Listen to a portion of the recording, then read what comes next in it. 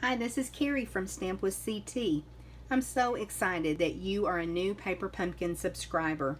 I just wanted to tell you a little bit more about the Paper Pumpkin kits and give you some tips to help make sure that you have a successful experience stamping. Now, this is the kit that you will receive in your mailbox each month, the Paper Pumpkin box, and all you really need to go with it is a pair of scissors.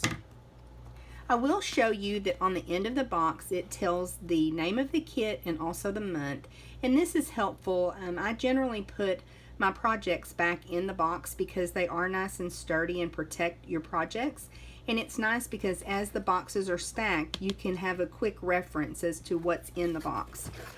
Now when you open your kit, the first thing you're going to find is an acrylic block, and this is what you will actually put your stamps on to stamp. So you want to keep this because you'll use it with every kit that you get. The next thing is the ink spot. This one is Island Indigo. It's a really pretty kind of greenish blue color.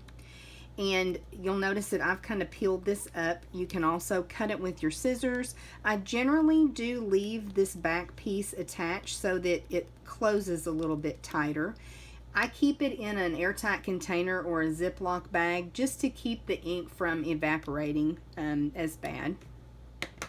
And then you will also find your stamp set. Now these are exclusive photopolymer stamp sets that come with your Paper Pumpkin kit. And the fun part is you have this left each month that you can make other projects with. Photopolymer means that these are clear stamps, and that makes it easy when you go to position it on your project and stamp because you can see right through it. So what we'll do, I'll kind of show you, I'll do that next in just a minute, how to mount your stamp. Let's go ahead and open the rest of your box. Okay, next you're going to find your instructions, and there's always a color photo that you can refer to when you're making your projects. You can make them exactly like Stampin' Up! And Paper Pumpkin has designed them, or you can put your own spin on it and do it the way that you like it. You also have full instructions on the inside, and I will point out there's a ruler here if you're supposed to cut ribbon or twine to a certain length, so that's really handy. Stampin' Up! Also puts out a video each month on YouTube at Stampin' Up!, and it will show you step by step how to make the project. And then the other thing that you have is all of the supplies needed to make the kit. And a lot of times there's some extra supplies in there as well. So I will show you what this kit made. This was the April 2018 kit. You are my anchor. And so we made with it 4 little boxes that contain note cards, and so the boxes and everything you see here was included. So we were able to make these 5 little note cards in each box, and they are really cute. This was a very popular kit. So this is just an example to kind of show you the value that you get. So everything's already cut and scored for you, so it really lets you do all the fun. And here's the envelopes that came with it. I think this is really cute. Okay, let me just move this out of the way, and I've got just a couple more things to show you.